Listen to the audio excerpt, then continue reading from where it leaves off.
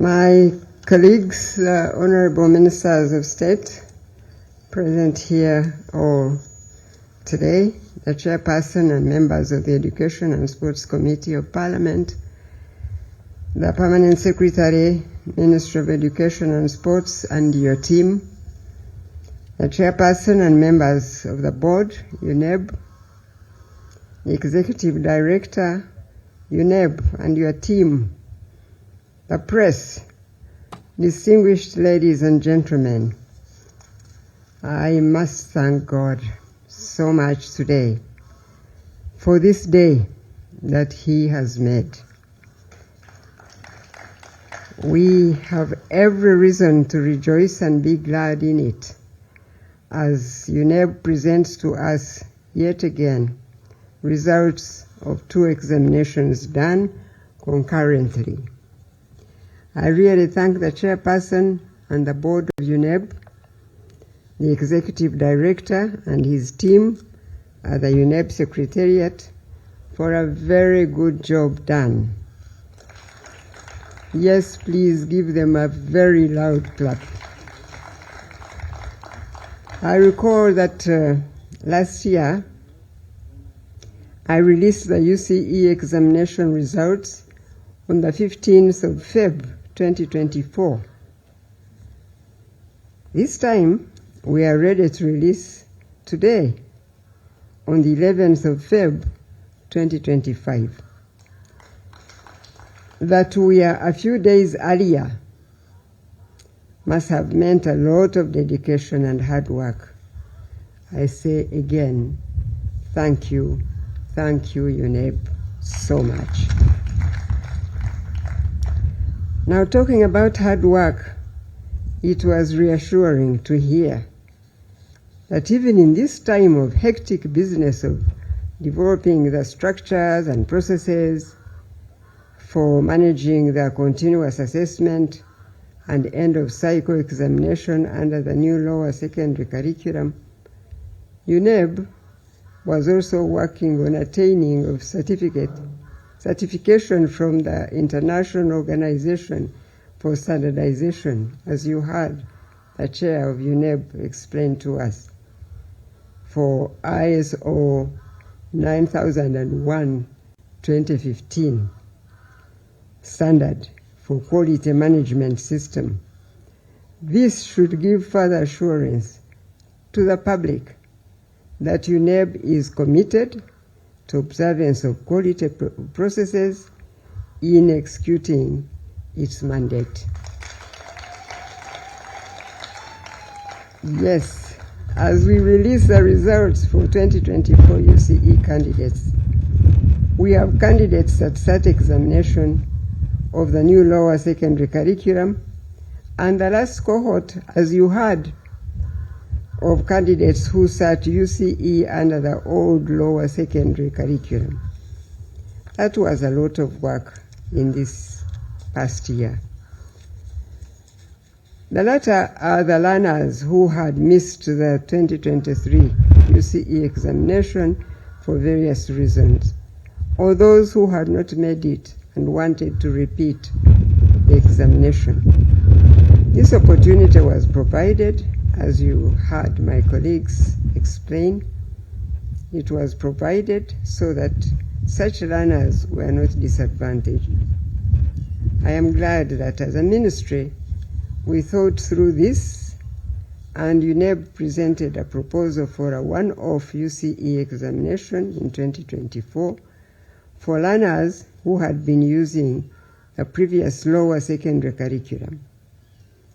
So we thank God that we have the results to release today for the last UCE examination of the old lower secondary curriculum, as you heard. So I ask the selection committee now to ensure that the 2024 cohort of candidates who took the UCE examination under the old curriculum and qualify for post-UCE placement, that they will not be left out, by God's grace.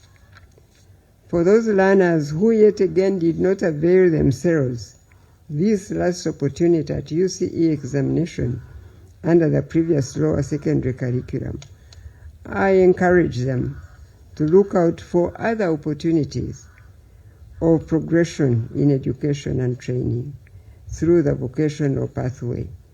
You do not have to drop out of formal education at all. You can try again through this other pathway. So we praise God in a special way now that we are finally releasing the results of the first cohort of candidates under the new lower secondary curriculum. As I said earlier, this curriculum was rolled out in 2020. As you all know, the start was not smooth, as occasioned among other disruptions by COVID-19 pandemic. Indeed, many people thought that this curriculum was something that government would soon drop. This perhaps explains why we kept getting reports that many schools were stuck in teaching the old curriculum. However, we remained steadfast in implementing the new lower secondary curriculum despite those hiccups, because the curriculum was designed to develop competencies in all the areas of learning. It was the best for our country and our plans for the future, using the head, the hands, and the heart. Learners who have gone through this curriculum have the ability for self-learning, as you heard from all the colleagues who spoke before me. I'm glad to hear from the Executive Director, UNEB, that, for instance, in science practical work candidates use a scenario and materials provided and plan their own investigations using the science process skills. The assessment tasks are geared towards solving problems in the real world. These are the citizens the country needs to be coming out of our education system now. They will contribute greatly to the realization of our national vision, which focuses on transformation from peasantry to modern and prosperous Uganda. To effectively assess competence-based learning, achievement of the learners was assessed at school level, and the continuous assessment scores, which now form part of the overall learners' UCE examination grade. This has reduced the impact of just a one-shot end of cycle examination. Combination of continuous assessment and end of cycle scores gives a holistic picture of the learner's achievement. We have seen it in the Executive Director's report, exemplified by the deaf candidates whose performance has significantly improved. I call on the professionalism of the teachers to ensure the integrity of the continuous assessment scores submitted to UNEB. This is very important because that's how we get the whole learning of any one of the students of the work they do throughout the year.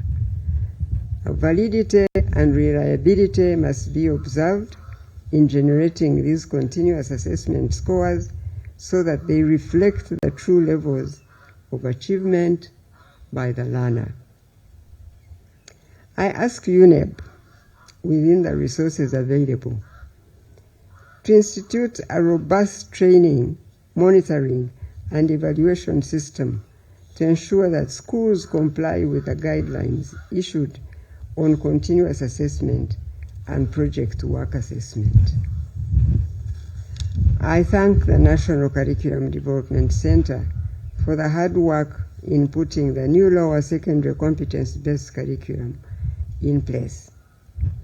I also want to thank the parents that provided input from a parent's perspective during the review of the final draft of the new lower secondary curriculum.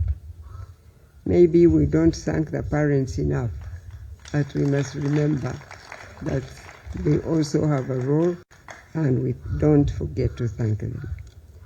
I call on the country to accept this change, which is for the better. I know that we have for a long time been used to aggregates and divisions, as you heard Mr. Odong say, leading to ranking of schools. This was always a source of very unethical practice by many schools to survive in the unhealthy competitions that had developed. Therefore, I'm happy to see that the NCDC and UNEB have now come up with a new approach that eliminates ranking candidates by divisions attained. Relatedly, I have also learned that the Office of Personal Data Protection has drawn UNEB to the provisions within the Data Protection and Privacy Act, Cap 97, that prohibits the publication of personal data of children. As such, UNEB has been informed by the Personal Data Protection Office, in quotes, that publicly disclosing the names, photographs, and individual grades of learners on boards or other publicly accessible platforms exposes such learners to harassment, stigma, and emotional distress. Accordingly, schools are advised now to use alternative methods of sharing examination outcomes without compromising student privacy by way of disclosing personal learner information or data. Therefore, I now task UNEB and all the other examination and assessment agencies under the Ministry of Education and Sports, together with the Permanent Secretary of the Ministry of Education and Sports, to liaise with the Data Protection and Privacy Office for further appreciation of this guidance on how to fully comply with the Data Protection and Privacy Act and its regulations in the management of assessment and examination results. Thereafter, the Permanent Secretary shall formally communicate to all education institutions of learning by way of a circular on how to always ensure privacy of individual learners' results. For now, in keeping with the Data Protection and Privacy Act, Cap 97, and its regulations, schools and institutions of learning should desist from all forms of public display of individual learner academic results. That said, I must send hearty congratulations to our learners who have had their places sealed in history as the first cohort to sit for the UCE examinations under the new lower secondary curriculum. That is competence-based and have qualified for the award of the certificate. I thank the teachers who guided them through the learner-centered teaching approach which this curriculum requires. I thank the parents again and guardians who supported the learners, especially in the project work. And once again, I thank UNEB Board, Secretariat, and all the people who participated in the assessment and scoring process of the 2024 USE examination. Lastly, I wish to inform all schools and the general public that the selection dates for the Senior 5 class of 2025 are the 20th to 21st Feb 2025. The first term reporting date for the Senior 5 class of 2025 is Monday, the 3rd March 2025. It is now my singular honor to release the 2024 USE results for both the last cohort of examinations under the previous lower secondary curriculum and the pioneer class under the new lower secondary curriculum. I thank you and God bless you.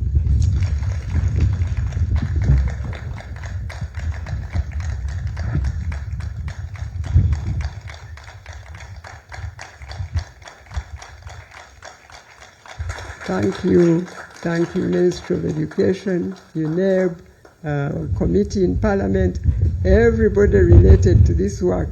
I thank you and God bless you.